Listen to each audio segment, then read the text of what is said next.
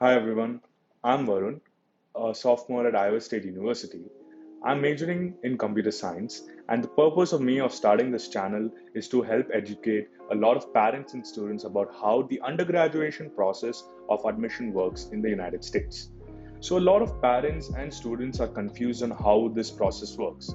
So they go and consult all of these agencies and institutions who promise them the world and tell them that if they apply through them, they can get into their dream universities.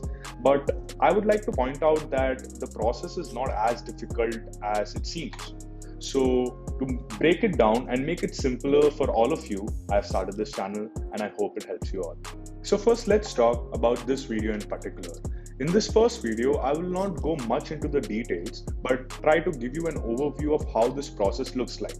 Because I don't want you to, get a lot of information which you're not able to process. Instead, I'll just give you a short overview, and then in the future, we'll discuss each of these steps in detail. So it's true that you shouldn't listen to any random stranger on the internet and assume that he's right. Well, so let's understand why I am qualified to give you this information. When I was applying to universities abroad, I applied to over 10 to 15 schools and got into most of them. So, and these included big names such as University of Wisconsin-Madison, University of Massachusetts Amherst, Iowa State University, the university I'm currently attending, Northeastern University, Penn State, Stony Brook University, etc. So, if you are someone who believes in rankings, you can go and check out the rankings of all these schools. Okay, guys, now let's just get down to business. So, for some context, let's understand what Indian universities require you for admission.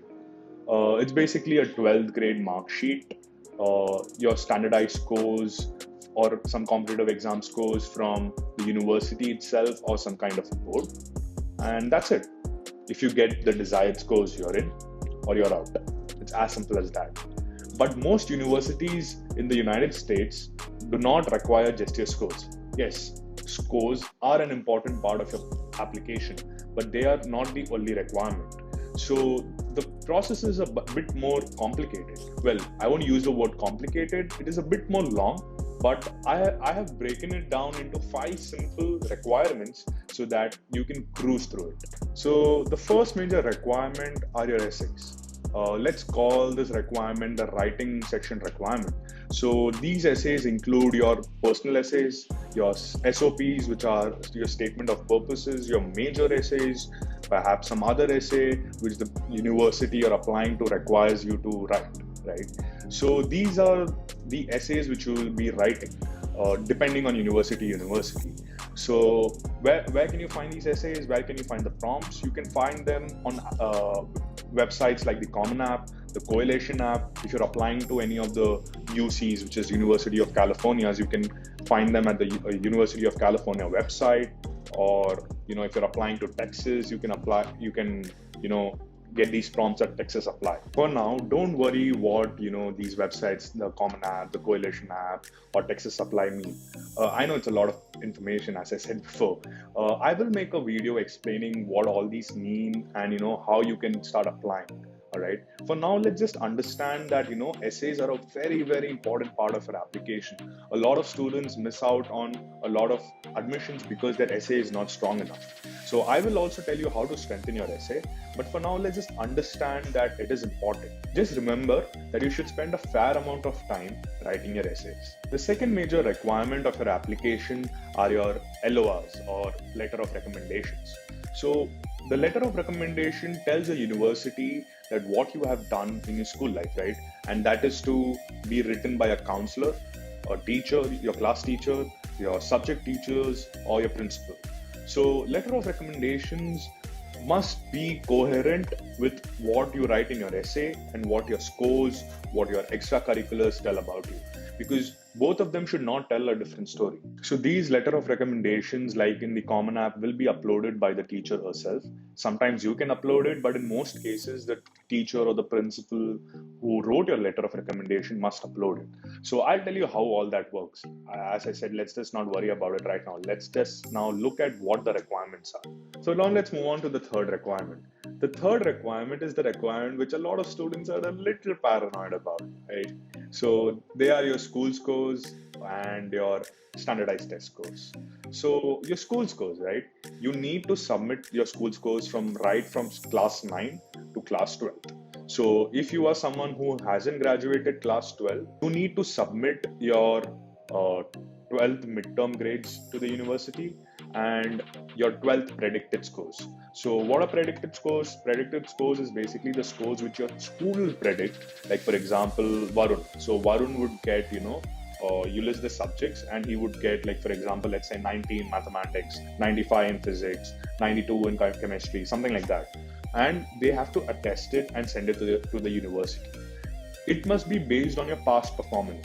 So the school themselves will predict that, hey, this student will get, this much. So that's how predicted scores work.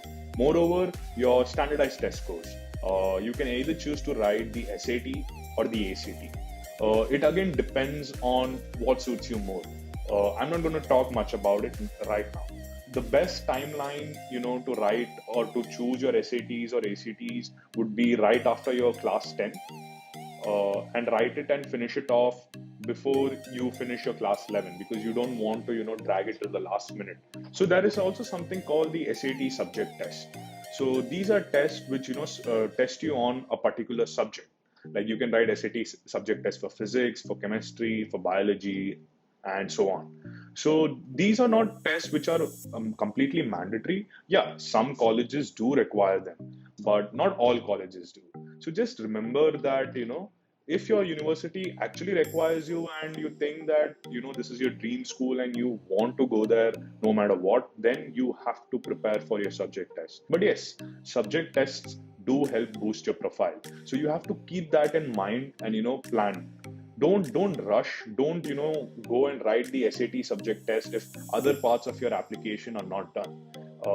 Other parts of your application are very, very much important, more important than, writing your SAT subject test. So just keep that in mind. The fourth requirement of your application are your extracurricular activities, some kind of volunteering work or achievements. So this is the section where you can tell your college that you're not just an academic person, but also you do a lot of various things. But remember that the university doesn't require you to do tens of things. A lot of students make this mistake. They, list 5, 6, 7, 8 things on their application, and it just shows that you're not good at one particular thing. Remember that the universities are expecting a spike. All right, they don't want a person who's good at this, because if you're good at a lot of things, you're just average at a lot of things. But the universities see that if you're the best at a lot of things. Remember, just try to keep it straight and simple and do not give a huge backstory on how this happened or what this happened. Because let's be honest, the people who see your application don't have that much time to, go through everything. They'll just have a quick skim, right? So only highlight or show which are the most important trophies or important activities which you did during your school life. Let's talk about the fifth and the last major requirement for your application in the United States, which are your TOEFL and your IELTS scores.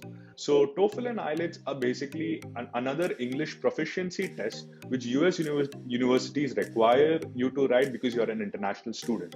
They just want to test you that you're proficient in English, because your whole education journey of 4 years is going to be in English. So they just want to reassure that you can survive by, only speaking and learning in English. Just remember that your TOEFL scores are valid only for 2 years. So if you're someone who is planning to go to the US after your 12th, remember that you write your TOEFL after you finish your 11th or in between. Don't write your TOEFL in 9th or in 10th, because your scores will become invalid and it is pretty expensive to write those tests. Just have that in mind. Alright guys, so I have covered all the major requirements you need to apply for undergraduation in the United States. I know that I have not provided you a complete information on how all of these processes work, but the purpose of this video was just to give you an overview. So I hope you understand that. I will make videos in the future covering each section in detail, so don't worry about that at all. But now I hope you understand what the process looks like. Thank you guys. Please remember to like and subscribe. If you like and subscribe, it will also give me an incentive to make, these amazing videos and provide all the information I have and get it right across to you. So alright guys, see you until next time. Bye bye.